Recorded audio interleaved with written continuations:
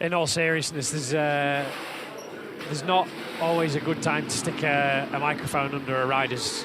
helmet or under the chin, and